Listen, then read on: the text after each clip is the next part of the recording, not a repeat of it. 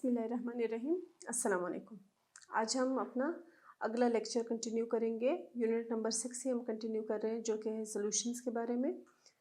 तो हमने सॉल्यूशंस की डेफिनेशन देख ली थी, उसके कंपोनेंट देख लिए थे पिछले लेक्चर में। फिर हमने बात की थी सॉल्यूशंस के क्लासिफिकेशन के बारे में। क्लासिफिकेशन के बारे में हमने ये कहा था कि उसकी क्लासिफिकेशन एक बेसिस पे नहीं होती, बल्कि 4 बेसिस पे होती है। ठीक है, तो उसमें से हम 2 क्लासिफिकेशंस पढ़ चुके हैं, जिसमें से एक सॉल्वेंट मीडियम के बेसिस पे थी, जिसमें हमने एक्वस और नॉन एक्वस सॉल्यूशंस की बात की थी। दूसरी जो थी वो होमोजेनिटी के बारे में थी, उसकी बेसिस पे थी। उसमें हमने किसकी बात की थी? होमोजीनियस मिक्सचर्स की और हेट्रोजीनियस मिक्सचर्स की। अब हमारे पास दो ऐसे टर्म अब हमारे पास 2 ऐसे फैक्टर्स रह गए हैं जिसके बेसिस पे भी सॉल्यूशंस क्लासिफाइड हुए हैं। ठीक है, तो जो अब हम स्टार्ट करेंगे वो है, जो पहली क्लासिफिकेशन है वो है on the basis of amount of solute, यानी सॉल्यूट के अमाउंट के बेसिस पे ये क्लासिफिकेशन हुई है। ठीक है, तो जो पहला जो सॉल्यूशन है वो क्या है? Concentrated solution. कंसंट्रेटेड सॉल्यूशन के बारे में क्या कहते हैं हम? कि कंसंट्रेटेड सॉल्यूशन ऐसा सॉल्यूशन है जिसमें जो सॉल्यूट है, क्योंकि ये सॉल्यूट के बेसिस पे ही क्लासिफिकेशन हो रही है ना, तो जो सॉल्यूट है उस सॉल्यूट की अमाउंट जो है वो ज़्यादा होगी। लार्ज अमाउंट में सॉल्यूट डिसॉल्व होगा सॉल्वेंट में, तो इसका मतलब वो सॉल्यूशन हमारे पास क्या है? कंसंट्रेटेड सॉल्यूशन है। ठीक है, आप कोई भी सॉल्यूशन बना रहे हो, फर्ज करो आप शुगर सिरप ही बना रहे हो। ठीक है, आसान सी एग्जांपल ले लेते हैं हम लोग। अगर आप एक गिलास में, ये चलो एक जग में पानी डालते हो, ठीक है, और फिर उसमें आप 2 कप शुगर डाल देते हो, तो क्या है? अब इसमें पानी आपको पता है कि सॉल्वेंट है ना, पहला कंपोनेंट। शुगर क्या है? दूसरा कंपोनेंट है सॉल्यूशन का, सॉल्यूट है।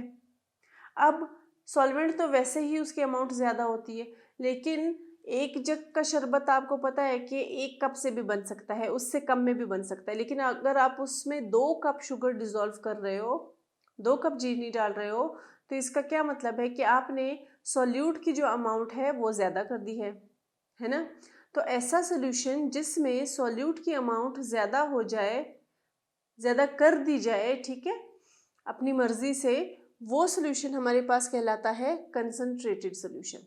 तो जब हम लैब में जो सॉल्यूशंस बनाते हैं उसमें भी कंसंट्रेशंस कैसे बनती हैं, पहले हम दूसरा टाइप भी देख लेते हैं, उसके बाद जो है हम दोनों का कंपैरेटिवली 1-8% सॉल्यूशन बना देंगे। ठीक है, जिससे आपको ये मज़ीद क्लियर हो जाएगा।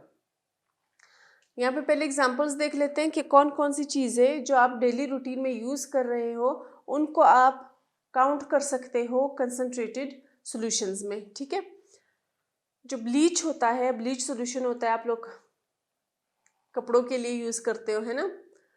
वो क्या, कपड़ों को साफ करने के लिए जो आप लोग ब्लीच यूज़ करते हो, वो क्या है? एक एग्जाम्पल है किसकी? कंसंट्रेटेड सॉल्यूशन की। अच्छा जी, जो बैटरीज है उसमें भी क्या है? सल्फ्यूरिक एसिड की अमाउंट जो है वो ज़्यादा है। आपने देखिए जो बैटरीज जिनसे यूपीएस वगैरह चलते हैं, उन बैटरीज में आपको पता है एसिड होता है, तो जो एसिड वहाँ पे यूज़ होता है वो है सल्फ्यूरिक एसिड, और वो सल्फ्यूरिक एसिड की क्वांटिटी जो है वो उसमें काफ़ी ज़्यादा है। सल्फ्यूरिक एसिड जो है वो वहाँ पे एज अ सोल्यूट प्रेजेंट है, और जब उसकी क्वांटिटी ज़्यादा होगी तो इसका क्या मतलब होगा कि जो सोल्यूशन बनेगा बैटरी के अंदर, जो वर्किंग सोल्यूशन है, वो हमारे पास क्या होगा? कंसंट्रेटेड सोल्यूशन होगा। अच्छा जी, फिर हाइड्रोक्लोरिक एसिड, ठीक है, वो भी कंसंट्रेटेड होता है। हाइड्रोक्लोरिक एसिड कंसंट्रेटेड भी हो सकता है और एक और टाइप का भी हो सकता है, आगे चल के बताते हैं। अच्छा, जो हैंड सोप्स होते हैं, आपका साबुन जो होता है, कपड़े धोने वाला साबुन, बर्तन धोने वाला साबुन, ठीक है, कॉफ़ी जो होती है, सिरप्स होते हैं, सॉसेस जो होते हैं, ये सारे क्या होते हैं? कंसंट्रेटेड होते हैं। केचप देख लो आप, केचप को भी हम क्या कहते हैं? कंसंट्रेटेड है। ठीक है, अच्छा जी, कंसंट्रेटेड सोल्यूशन किसका है? टोमेटो ठीक है जी। केचप को ही देख लो, केचप भी आपके पास क्या है, कंसंट्रेटेड सॉल्यूशन है। कंसंट्रेटेड सॉल्यूशन किसका है, टोमेटो का है। ठीक है, टोमेटो का जो पेस्ट होता है उसको हम यूज करते हैं, है ना। अच्छा जी, वैसे तो उसमें और भी चीजें शामिल होती है, लेकिन अब सॉल्यूट टोमेटो है तो सॉल्यूट की मिकदार ज़्यादा है, आपको देखने में भी नज़र आता है, इसलिए हम क्या कहते हैं कि वो भी कंसंट्रेटेड सॉल्यूशन है। अच्छा जी, क्लीनिंग एजेंट्स जो यूज़ होते हैं हॉस्पिटल्स वगैरह में, उनमें भी कंसंट्रेशन ज़्यादा होती है। कभी आप देखो जब आप हॉस्पिटल वगैरह में जाते हो या किसी स्कूल वगैरह में भी जाते हो, जब सफाई होती है तो आपको बहुत तेज़ किस्म की स्मेल आ रही होती है फिनाइल की, तो क्या होती है, कंसंट्रेशन उनकी ज़्यादा होती है। ठीक है। अच्छा जी, डाइल्यूट सॉल्यूशन देख लेते हैं। डाइल्यूट सॉल्यूशन जो है कंसंट्रेटेड सॉल्यूशन का ऑपोजिट है। अगर हम ये कह रहे हैं कि कंसंट्रेटेड सॉल्यूशन जो है वो ऐसा सॉल्यूशन है जिसमें सॉल्यूट की मिकदार ज़्यादा है, तब वो कंसंट्रेटेड सॉल्यूशन कहलाएगा। तो उसका ऑपोजिट क्या होगा कि ऐसा सॉल्यूशन जिसमें सॉल्यूट की मिकदार कम हो, वो सॉल्यूशन कहलाएगा हमारे पास डाइल्यूट सॉल्यूशन। ठीक है, यानी कंसंट्रेटेड सॉल्यूशन में हमने कहा कि आपके पास सॉल्वेंट तो ऑलरेडी ठीक है, लार्ज क्वांटिटी में होता है ना, उसकी तो यही एक स्पेसिफिकेशन है। ठीक है, उसका ये कैरेक्टर है। अच्छा, अब सॉल्यूट की बात करते हैं। सॉल्यूट के चेंज होने से सॉल्यूशन में चेंज आता है। ये जो क्लासिफिकेशन है ये हो भी किस बेसिस पे रही है, सॉल्यूट के अमाउंट के बेसिस पे हो रही है। तो अगर सॉल्यूट आपने बहुत ज़्यादा डाल दिया है तो इसका मतलब कंसंट्रेटेड सॉल्यूशन है, अगर आपने कम कर दिया तो इसका मतलब डाइल्यूट सॉल्यूशन है। अब वही शुगर की एग्जांपल अगेन कंपेयर कर लेते हैं। आपने एक जग में 2 कप शुगर डिसॉल्व किया, ठीक है, और दूसरे जग में उतना ही पानी लिया और उसमें आपने 2 टेबल स्पून शुगर डिसॉल्व कर दिया, है ना। अब हमारे पास 2 सॉल्यूशन आ गए, एक में शुगर ज़्यादा है जो कि सॉल्यूट है, दूसरे में शुगर कम है जो कि अगेन सॉल्यूट है हमारे पास। सॉल्वेंट दोनों केसेस में क्या है, वाटर है, और सॉल्वेंट के दोनों केसेस में अमाउंट सेम रहेगी। तो फिर हम जो 2 कप वाला सॉल्यूशन है उसको हम कहेंगे कि भाई ये कंसंट्रेटेड सॉल्यूशन है, और जो 2 टेबल स्पून वाला सॉल्यूशन है उसको हम कह देंगे कि ये क्या है, डाइल्यूट सॉल्यूशन है। क्यों, क्योंकि वहां पे अमाउंट ऑफ सॉल्यूट जो थी वो कम थी। अच्छा जी, अब अगर हम लैब में बात करें, लैब में जो सॉल्यूशंस बनते हैं, ठीक है, उन सॉल्यूशंस में भी हमारे पास होते हैं कंसंट्रेटेड सॉल्यूशंस और डाइल्यूट सॉल्यूशन। फर्ज करो हम सॉल्यूशन बना रहे हैं सोडियम क्लोराइड की, बल्कि हम सॉल्यूशन, हाँ जी, सोडियम क्लोराइड की ही बना लेते हैं। ठीक है, हम सोडियम क्लोराइड को डिसॉल्व कर रहे हैं किसमें, वाटर में। सही। अब मैं आपको 2 नंबर्स देती हूँ, मैं आपको 2 परसेंटेजेस बताती हूँ कि भाई हमने सोडियम क्लोराइड का इतने % का सॉल्यूशन बनाना है। ठीक है, अब मैं कह देती हूँ कि आप लोगों ने ऐसा करना है कि पहले सोडियम क्लोराइड का 70% का सॉल्यूशन बनाना है। ठीक है, आपने सोडियम क्लोराइड का 70% सॉल्यूशन बनाना है। ये तो हो गया एक केस। फिर मैं आपको कहती हूँ कि आप ऐसा करो कि 30% सोडियम क्लोराइड का सॉल्यूशन भी बना दो। ठीक है, आपको एक काम मिला है। ठीक है, आपने 2 सॉल्यूशन बनाने हैं, दोनों सॉल्यूशन किसके हैं, सोडियम क्लोराइड के हैं, जिसमें सॉल्यूट हमारे पास क्या है, सोडियम क्लोराइड है, और सॉल्वेंट हम क्या ले रहे हैं, वाटर ले रहे हैं। क्लियर हो गई यहाँ तक बात। कितने परसेंटेजेस हम सॉल्यूशन बना रहे हैं, एक सॉल्यूशन अलग से हमने 70% का बनाना है, दूसरा सॉल्यूशन अलग से हमने 30% का बनाना है। ठीक, अब पहले 70% का सॉल्यूशन बना लेते हैं। तो 70% का क्या मतलब है कि परसेंटेज यानी 100 का नंबर, है ना। परसेंटेज का मतलब 100 का नंबर।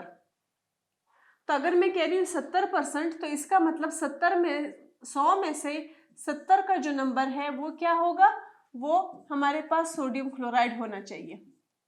जो बाकी बच जाएगा वो हमारे पास क्या होगा, वाटर होगा। तो अगर आप 100 में से 70 माइनस करो तो आपके पास कितना बचता है, 30 बचता है।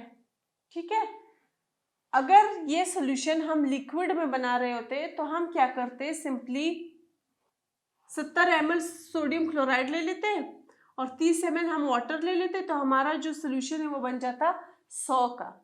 अब हम यहाँ पे बात कर रहे हैं ऐसे सॉल्यूट की जो कि हमारे पास है सॉलिड फॉर्म में। तो हमने क्या करना है कि 70% सोडियम क्लोराइड लेना है, फिर जिस भी बीकर या जिस भी फ्लास्क में आप बना रहे हो सोल्यूशन उसको 100 तक फिल कर देना है। तो इसका मतलब सोडियम क्लोराइड की यहाँ पे इस 70% सोल्यूशन में क्वांटिटी जो है वो बहुत ज़्यादा है। ठीक है, 70% आप ऐसे समझो कि आप 70 ग्राम, ठीक है, 70 ग्राम सोडियम क्लोराइड लोगे, ठीक है, उसको पानी में डिसॉल्व करोगे और पानी का जो वॉल्यूम है वो आप फ्लास्क के जितना वॉल्यूम है वहां तक पहुंचा दोगे। फर्स्ट करो आप 100 ml का बना रहे हो तो आप 100 ml तक पहुंचा दोगे। तो अब इस 100 ml में 70% क्वांटिटी सोडियम क्लोराइड की है और सॉल्वेंट की कम है, तो ये क्या है, हमारे पास कंसंट्रेटेड सोल्यूशन है। अब इसी तरह दूसरा जो हम बना रहे हैं उसमें हम ऐसा कर देते हैं कि 30% यानी 30 ग्राम हम लेंगे उतने ही पानी में जो कि 100 ml है। तो आप खुद देखो, एक फ्लास्क में आपने सोल्यूशन बनाया जिसमें 30% सोडियम क्लोराइड है और एक में आपने सोल्यूशन बनाया जिसमें 70% सोडियम क्लोराइड है। तो जाहिर सी बात है, अगर आप आम अल्फाज में, वैसे हर टाइम गाढ़ा का टर्म नहीं यूज़ होगा, लेकिन अगर आप समझने के लिए भी देखो तो जिसमें आप ज़्यादा परसेंटेज यूज़ करोगे इसका मतलब वो ज़्यादा गाढ़ा सोल्यूशन है ना, उसमें इस चीज़ की ज़्यादा क्वांटिटी है। जितनी आपने कम परसेंटेज यूज़ की, कम ग्राम्स यूज़ किए, इसका मतलब उसकी क्वांटिटी भी उतनी कम हो गई। तो जहाँ पे कम क्वांटिटी है वो हमारे पास डाइल्यूट सोल्यूशन है, जहाँ पे ज़्यादा क्वांटिटी है वो हमारे पास क्या होता है, कंसंट्रेटेड सोल्यूशन। ठीक है जी, कंसंट्रेटेड सोल्यूशन क्लियर हो गया। अच्छा, ये हो गई on the basis of amount of solute classification, किसकी, सॉल्यूशंस की। नेक्स्ट क्लासिफिकेशन जो है वो है on the basis of solubility. कोई भी सॉल्यूशन कितना सॉल्युबल है, उसकी सॉल्युबिलिटी का क्या ट्रेंड होगा, कैसे होगा, उस बेसिस पे हमने अगेन सॉल्यूशंस को क्लासिफाई किया है। तो इस बेसिस पे हमने सॉल्यूशंस को 3 टाइप्स में क्लासिफाई किया गया है। ठीक है, अनसैचुरेटेड सॉल्यूशंस, सैचुरेटेड सॉल्यूशंस और सुपर सैचुरेटेड सॉल्यूशंस। ठीक है जी, तो सबसे पहले हम देख लेते हैं अनसैचुरेटेड सॉल्यूशंस। अच्छा जी, अब पहले इसकी डेफिनेशन देख लेते हैं कि भाई अनसैचुरेटेड सॉल्यूशन का मतलब क्या है।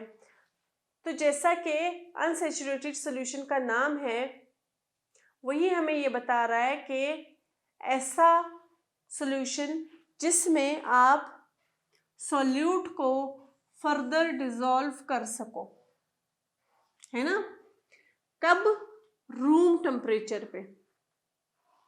ठीक है, हम एक सॉल्यूशन बना रहे हैं, उस सॉल्यूशन में जाहिर सी बात है एक सॉल्वेंट है हमारे पास जो कि ज़्यादा क्वांटिटी में होता है और एक हमारे पास है सॉल्यूट जो कि यूजुअली कम क्वांटिटी में होता है ना। तो अब हम क्या कह रहे हैं कि ऐसा सॉल्यूशन जिसमें अगर आप रूम टेम्परेचर पे देखो तो आप सॉल्यूट डालते जाओ, ऐड करते जाओ और वो डिसॉल्व होता जाए। जब तक वो डिसॉल्व होता रहेगा तब तक उस सॉल्यूशन को हम क्या कहेंगे, अनसैचुरेटेड सॉल्यूशन। बात क्लियर हो गई। ऐसा सॉल्यूशन जिसमें हम सॉल्यूट की मिकदार ऐड करते जाते हैं और वो सॉल्यूट जो है वो सॉल्वेंट में डिसॉल्व होता जाता है। ठीक है, कब, रूम टेम्परेचर पे। तो रूम टेम्परेचर पे जब तक सॉल्यूट डिसॉल्व होता जाएगा तब तक हम उस सॉल्यूशन को क्या कहेंगे कि ये अनसैचुरेटेड सॉल्यूशन है, इसका मतलब ये है कि इस सॉल्यूशन में अभी और भी ताकत है कि ये डिसॉल्व कर सकता है, ठीक है। यानी आप रूम टेम्परेचर भी जितना भी डालते जाओ वो डिसॉल्व करता जाएगा। क्लियर होगी बात। अब यहाँ पे इस चीज़ को हम एक एग्जाम्पल के थ्रू देख लेते हैं। हम ले लेते हैं एक ग्लास, ठीक है, उस ग्लास में हम ले लेते हैं पानी, ठीक। पानी क्या है हमारे पास? सॉल्वेंट है ना। अच्छा, तो सॉल्वेंट हमारे पास आ गया। अब हमें क्या चाहिए? सॉल्यूट चाहिए। क्यों भाई? हमने सॉल्यूशन बनाना है और सॉल्यूट के बगैर सॉल्यूशन कंप्लीट नहीं होगा। सॉल्यूट हम क्या ले रहे हैं? शुगर ले रहे हैं, ठीक है जी। अब हमने एक ग्लास में पानी भरा, थोड़ी सी जगह छोड़ दी, ठीक है, क्योंकि जब आप कुछ डिसॉल्व करते हो तो वो ऊपर की तरफ आ जाता है, ये भी चीज़ याद रखिएगा। अच्छा, हमने पानी भरा, कुछ जगह छोड़ दी खाली। अब हम क्या कर रहे हैं? हमने 1 चम्मच इसमें शुगर डाल दिया। रूम टेम्परेचर हमारे पास क्या है? नॉर्मल रूम टेम्परेचर है, ठीक है। अच्छा, अब हमने क्या किया कि इसमें 1 चम्मच शुगर डाल दिया, उसी चम्मच से मिक्स किया, हल हो गया। एक और चम्मच शुगर डाला, फिर चम्मच से हल किया, फिर हल हो गया, है ना। तीसरा चम्मच डाल दिया, फिर भी हल हो गया। चौथा चम्मच डाल दिया, फिर भी हल हो गया। तो अब जब तक हम इस रूम टेम्परेचर पे इसमें एक एक चम्मच शुगर का ऐड करते रहेंगे और वो डिसॉल्व होता रहेगा, तो हम उस सोल्यूशन को क्या कहेंगे? अनसैचुरेटेड सोल्यूशन कहेंगे। यानी ऐसा सोल्यूशन जिसमें अब मज़ीद ताकत हो कि वो सॉल्यूट को क्या करे? डिसॉल्व करे, ठीक है, जिसमें डिसॉल्विंग की पॉसिबिलिटी ज़्यादा हो, ठीक है। यानी अभी इसमें और भी ताकत है, उसमें और भी जगह है कि वो सॉल्यूट को डिसॉल्व करे। तो ये हमारे पास होता है अनसैचुरेटेड सॉल्यूशन। क्लियर हो गई बात? सिंपली क्या है, आप सॉल्यूशन बना रहे हो जिसमें आपके पास सॉल्यूट है, आप सॉल्यूट की अमाउंट ऐड करते जा रहे हो और वो अमाउंट जो है वो डिसॉल्व होती जा रही है आसानी से। कब? रूम टेम्परेचर पे। तो जब तक वो अमाउंट डिसॉल्व होती जाएगी तब तक उस स्टेज पे हम उसको क्या कहेंगे? अनसैचुरेटेड सॉल्यूशन कहेंगे। डेली लाइफ में कुछ एग्जांपल्स देख लेते हैं। वही सेम हमारी वाली एग्जांपल है, spoonful of sugar to a cup of hot coffee produces an unsaturated solution. एक तो वैसे ही पानी में डिसॉल्व होती है, ठीक है, कॉफ़ी के बीन्स भी, शुगर भी, सॉल्ट भी। अगर गर्म हो तो फिर तो उसकी जो सॉल्युबिलिटी है वो और भी इंक्रीज हो जाती है, तो इसका मतलब फिर तो और आसानी से डिसॉल्व हो सकती है। तो एक गर्म कप में जब आप कॉफ़ी डिसॉल्व करोगे तो आप 1 चम्मच डालो, 2 चम्मच डालो, 3 चम्मच डालो, वो डिसॉल्व होता जाएगा। और जब तक डिसॉल्व होता जाएगा हम उसको क्या कहेंगे? अनसैचुरेटेड सोल्यूशन कहेंगे। विनेगर जो है वो भी एक अनसैचुरेटेड सोल्यूशन है एसिटिक एसिड का वाटर में। यानी आप एसिटिक एसिड जब वाटर में मिलाते हो तो आपके पास विनेगर बनता है। तो आप कितनी अमाउंट में मिलाते जा रहे हो और वो डिसॉल्व होता जा रहा है, वो क्या है? अनसैचुरेटेड सोल्यूशन बन जाता है। मिस्ट जो है वो भी अनसैचुरेटेड सोल्यूशन है, ठीक है। आप कोई भी स्प्रे जो करते हो वो क्या है? अनसैचुरेटेड सोल्यूशन है। वेपर्स जो है एयर में वो भी अनसैचुरेटेड है, वो भी मतलब एयर में क्या हो जाते हैं? डिसॉल्व हो जाते हैं। अगर हम कहें कि 0.01 मोलर हाइड्रोक्लोरिक एसिड का सोल्यूशन बनाना है तो इसका मतलब वो भी क्या है? अनसैचुरेटेड सोल्यूशन है। तो 0.01 मोलर, इसका मतलब अगर हम ग्राम्स में देखें तो फर्ज करो हम कह देते कि 0.01 ग्राम, है ना, तो कितनी कम अमाउंट है। तो इसका मतलब आप तो जितना उसमें ऐड करते जाओगे तो वो क्या होगा? वो पानी में डिसॉल्व होता जाएगा। और जब तक वो डिसॉल्व होगा, जिस सोल्यूशन की डिसॉल्विंग कैपेसिटी ज़्यादा हो, उसकी कैपेबिलिटी ज़्यादा हो डिसॉल्व करने की, उस सोल्यूशन को हम कहते हैं कि भाई वो हमारे पास है अनसैचुरेटेड सोल्यूशन। दूसरा आ गया सैचुरेटेड सोल्यूशन। सैचुरेटेड सोल्यूशन वो सोल्यूशन है जिसमें हमारे पास, उसमें हम क्या कह रहे थे कि जिसमें हमारे पास गुंजाइश हो डिसॉल्व करने की। अब सैचुरेटेड सोल्यूशन में हम ये कह रहे हैं कि भाई ये ऐसा सोल्यूशन है जिसमें मज़ीद गुंजाइश नहीं है किसकी, कि उसमें सॉल्यूट डिसॉल्व हो सके। कब? रूम टेम्परेचर पे और एटमॉस्फेरिक जो स्टैंडर्ड प्रेशर है जो 1 atm उस पे, वहां पे हम कहते जा रहे थे कि भाई डिसॉल्व होगा, आप ऐड करते जाओ ऐड करते जाओ। अच्छा, जो सैचुरेटेड सॉल्यूशन है ना वो अनसैचुरेटेड सॉल्यूशन का ही बनता है। जैसे स्टेजेस हैं, वही ग्लास था, हमने उसमें पानी ऐड किया है ना, और यहाँ पे हम क्या ऐड करते गए, शुगर ऐड करते गए 1-1 टीस्पून के जरिए, ठीक है। अब जब तक हम शुगर डालते जा रहे हैं और वो ऐड होता जा रहा है, डिसॉल्व होता जा रहा है, तब तक क्या था वो सोल्यूशन? अनसैचुरेटेड सोल्यूशन था। मतलब उसमें ताकत थी कि वो उसको डिसॉल्व कर सके। अब उसी सोल्यूशन में आप मजीद शुगर डाल रहे हो, तो एक स्टेज ऐसी आती है कि रूम टेम्परेचर और एटमॉस्फेरिक प्रेशर पे इस पानी में अब जितना शुगर डिसॉल्व हो चुका है उतना तो हो चुका है, लेकिन मज़ीद जो है ना शुगर की गुंजाइश नहीं है। अगर आप शुगर डाल भी रहे हो तो वो यहाँ पे आखिर में क्रिस्टल्स की फॉर्म में बैठ जाएगा, लेकिन वो यहाँ पे इस पानी में डिसॉल्व नहीं होगा।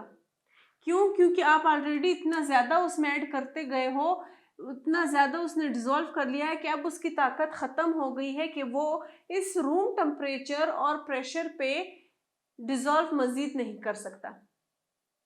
तो उस स्टेज पे जब सॉल्यूशन में मज़ीद सोल्यूट के डिसॉल्व होने की गुंजाइश ना हो, वो सॉल्यूशन हमारे पास होता है अनसैचुरेटेड सॉल्यूशन। तो दोनों केसेस में एक चीज़ याद रखनी है कि जो एटमॉस्फेरिक प्रेशर है और जो टेम्परेचर है वो रूम टेम्परेचर होगा। जब तक डिसॉल्व हो रहा था तब भी हमने यही टेम्परेचर रखा था, अब जब डिसॉल्व नहीं हो रहा है तो भी हमने टेम्परेचर को नहीं छेड़ा, हम नॉर्मल टेम्परेचर पे ही बात कर रहे हैं। सही? तो जब तक डिसॉल्व हो रहा था तब तक हमारे पास वो क्या था? अनसैचुरेटेड सॉल्यूशन था, क्योंकि उसमें कैपेबिलिटी थी कि वो मज़ीद डिसॉल्व करता रहे। अब वही सॉल्यूशन जब हम उसमें मज़ीद ऐड करते जा रहे तो एक स्टेज ऐसा आ गया कि अब वो मज़ीद शुगर को डिसॉल्व नहीं कर सकता और वो शुगर जाके नीचे क्रिस्टल्स की फॉर्म में बैठ रहा है। तो इसका क्या मतलब हुआ कि अब इसकी ताकत ख़त्म हो गई है शुगर को मज़ीद डिसॉल्व करने की रूम टेम्परेचर पे। तो जब मज़ीद गुंजाइश ना हो शुगर मतलब सॉल्यूट के डिसॉल्व होने की, तो इसका मतलब वो सोल्यूशन हमारे पास क्या होगा? सैचुरेटेड सोल्यूशन होगा। डेली लाइफ की एग्जांपल्स देख लेते हैं। सैचुरेटेड सोल्यूशन मतलब जिसका बस हो गया हो कि भाई बस और नहीं हो सकता, है ना। कार्बोनेटेड वाटर, ठीक है, सैचुरेटेड होता है कार्बन के साथ। अब जो ड्रिंक्स पीते हो, है ना, कोल्ड ड्रिंक्स जो आप पीते हो उसकी बात हो रही है कि उसमें कार्बन होता है, तो कार्बन जो होता है वो सैचुरेटेड सोल्यूशन बनाता है, यानी जितना कार्बन उसमें ऐड किया होता है ना उससे आगे मज़ीद कार्बन ऐड नहीं हो सकता, इसीलिए जब आप उसको खोलते हो तो वो बबल्स बनते हैं, ठीक है जी। अच्छा, शुगर अगेन वाटर में जब तक वो सैचुरेटेड सोल्यूशन ना बना दे, यानी जब तक वो डिसॉल्व होना बंद ना कर दे, ठीक है। सॉल्ट का भी सेम शुगर वाला केस है, ऐड करते जाओगे डिसॉल्व होता जाएगा, लेकिन एक स्टेज ऐसा आएगा जिसमें रूम टेम्परेचर पे वो मज़ीद डिसॉल्व नहीं होगा। अर्थ सॉइल, अर्थ की जो सॉइल है उसका नाइट्रोजन के साथ जो सॉल्यूशन बनाती है वो भी सैचुरेटेड है, ठीक है। कॉफ़ी पाउडर वाटर में जब आप ऐड करते हो तो वो भी अगर आप कुछ अमाउंट से ज़्यादा ऐड कर दो तो मज़ीद उसमें हल होना छोड़ देंगी, गुंजाइश नहीं रहेगी, तो वो भी क्या होगा हमारे पास? सैचुरेटेड सॉल्यूशन होगा। सॉल्ट को जब आप विनेगर में ऐड करते हो तो भी सैचुरेटेड सॉल्यूशन। चॉकलेट पाउडर को जब आप मिल्क में ऐड करते हो तो भी सैचुरेटेड सॉल्यूशन। अगर आपको बेकिंग में इंटरेस्ट हो तो भी अगर आप देखो कि आप चॉकलेट पाउडर जो है वो मिल्क में ऐड कर रहे हो तो पहले तो वो बड़े मज़े से डिसॉल्व हो रहा होता है, जैसे जैसे आप उसके अमाउंट बढ़ाते जाते हो, मज़ीद ऐड करते जाते हो, वैसे वैसे क्या हो जाती है, अब उसकी गुंजाइश कम होनी शुरू हो जाती है। और अगर आप बहुत ज़्यादा अमाउंट डाल दो तो मिल्क क्या कहता है कि भाई बस कर दो, अब और जगह नहीं है मुझ में इस चॉकलेट पाउडर को डिसॉल्व करने की। तो वो भी कौन से स्टेज पे आ गया? Saturated solution. शुगर विनेगर में डिसॉल्व होगा तो अगेन वो डिसॉल्व मजीद नहीं हो सकता, तो सैचुरेटेड सोल्यूशन होगा। वाटर जो है वो भी कब सैचुरेटेड सोल्यूशन बनाएगा? जब उसमें आप किसी भी जूस का पाउडर ऐड करते हो, या फिर अगर आपने देखा है जो जूसेस आप लोग पीते हो, एक तो वो डाइल्यूट वाले जूसेस होते हैं, ठीक है। एक जूसेस ऐसे होते हैं जो कि काफ़ी गाढ़े से होते हैं, है ना, जिसमें आपको ऐसा लगता है कि जिस भी फ्रूट का जूस है उसका पल्प तक मौजूद है। तो वो क्या होता है? वो गाढ़ा होता है, यानी उसमें जो वो फ्रूट होता है, जो सोल्यूट होता है, उसकी अमाउंट इतनी ज़्यादा होती है कि अगर आप उसमें मज़ीद ऐड करना चाहो तो वो डिज़ोल्व नहीं करेगा। कौन डिज़ोल्व नहीं करेगा? वाटर, जो कि एज अ सॉल्वेंट यूज़ हो रहा है। तो वो भी क्या हो जाएगा हमारे पास? सैचुरेटेड सोल्यूशन हो जाएगा। अब आ गए super saturated solution. Super saturated, saturated ही खतरनाक था क्योंकि वो मजीद डिसॉल्व ही नहीं कर रहा था। तो सुपर सैचुरेटेड क्या होगा? सुपर सैचुरेटेड सोल्यूशन ऐसा सोल्यूशन है जिसमें आप डिसॉल्व कर सकते हो सॉल्यूट को अगर आप टेम्परेचर बढ़ा दो या कभी कभी आप प्रेशर बढ़ा दो। यूजुअली टेम्परेचर के बढ़ाने से ही काम हो जाता है, कुछ केसेस में प्रेशर भी बढ़ा सकते हो।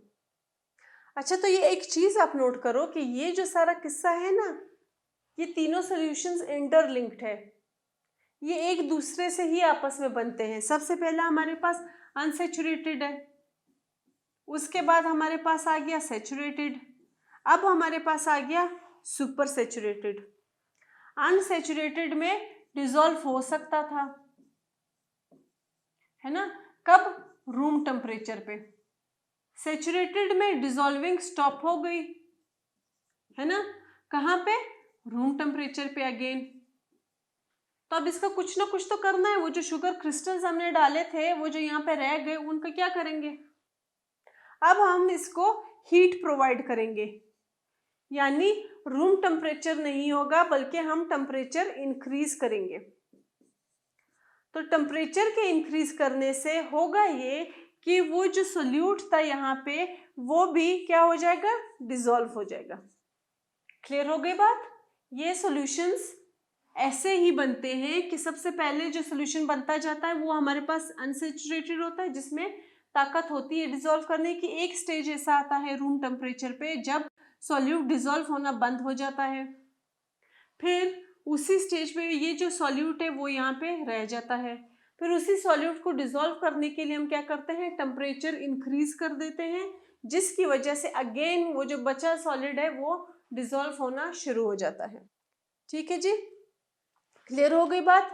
इसके अगेन हम वैसे सुपर सैचुरेटेड की भी एग्जांपल अगर हम ले, यूजुअली जब आपके घर मेहमान आते हैं और आप शरबत बनाते हो, ठीक है, आप जूस उनके लिए बनाते हो, तब आप क्या करते हो कि थोड़े से जग पानी में कुछ शुगर डाल देते हो, है ना। अब रमज़ान आ रहा है, रमज़ान के लिए क्या होता है कि यूजुअली लोग शीरा सेव करते हैं, है ना। तो वो शीरा कैसे बनता है? अगर आप उस जग में, उस बर्तन में चम्मच ही हिलाते जाओ तो ठीक है, कुछ हद तक वो डिसॉल्व हो जाता है, लेकिन एंड में फिर ऐसा होता है कि रूम टेम्परेचर पे, ठंडे पानी पे, यानी नॉर्मल पानी में मज़ीद शुगर डिसॉल्व नहीं होती। तो तब क्या किया जाता है नॉर्मली घरों में कि उस बर्तन को चूल्हे पे चढ़ा दिया जाता है, यानी उसका टेम्परेचर इंक्रीज कर देते हैं। तो उस इंक्रीज टेम्परेचर पे ज़्यादा हमारे पास सॉल्यूट डिसॉल्व हो सकता है। तो ऐसे हमारे पास क्या बन जाता है? शुगर का कंसंट्रेटेड सोल्यूशन बन जाता है, जिसको फिर आप थोड़ा थोड़ा करके यूज करते जाते हो और उसको स्टोर कर देते हो। तो ठीक है, वो क्या एग्जाम्पल है? सुपर सैचुरेटेड की एग्जाम्पल है। क्लियर हो गई बात? ठीक है, ये एग्जाम्पल के थ्रू हम खुद भी बनाते आ रहे हैं, लेकिन यहाँ पे भी देख लेते हैं। यहाँ पे ज्यादा सॉल्यूट डिसॉल्व हो रहा है, यहाँ पे सॉल्यूट जो जमा होना शुरू हो गया, डिसॉल्व नहीं हो रहा है। यहाँ पे क्रिस्टल्स हैं और उस क्रिस्टल्स को हमने क्या करना है? हाई टेम्परेचर पे डिसॉल्व करना है, ठीक है। और वो क्रिस्टल्स आए कहाँ से? वो आए हमारे पास सैचुरेटेड सॉल्यूशन से। अच्छा, ये तो टाइप्स हो गई। अब जो कंपोजिशन होती है ना सॉल्यूशन की, उसके बेसिस पे भी एक तरह की क्लासिफिकेशन है, ठीक है। तो जिसको भी हम टाइप्स ऑफ सॉल्यूशन में ऐड करते हैं, यानी उस क्लासिफिकेशन के अकॉर्डिंग एक सॉल्यूशन का 9 टाइप के सॉल्यूशन बन सकते हैं, ठीक है। 9 टाइप के अलग अलग फेजेस बन सकते हैं जो कि किसी सॉल्यूशन में प्रेजेंट होंगे। यहाँ जाते हैं। आपने देखा कि हम एग्जाम्पल लेते रहे शुगर की पानी में डिजोल्व होने की, यानी शुगर सॉल्यूट था जो कि सॉलिड फॉर्म में था, सॉल्वेंट क्या था, वाटर था जो कि हमारे पास लिक्विड फॉर्म में था, ठीक है। ये तो हमारे पास जो जनरल एग्जाम्पल हो गई वो है। कुछ जगह ऐसा भी होता है कि अगर आप गैसियस सॉल्यूशन बना रहे हो तो इसमें सॉल्यूट भी गैस है और सॉल्वेंट भी गैस है।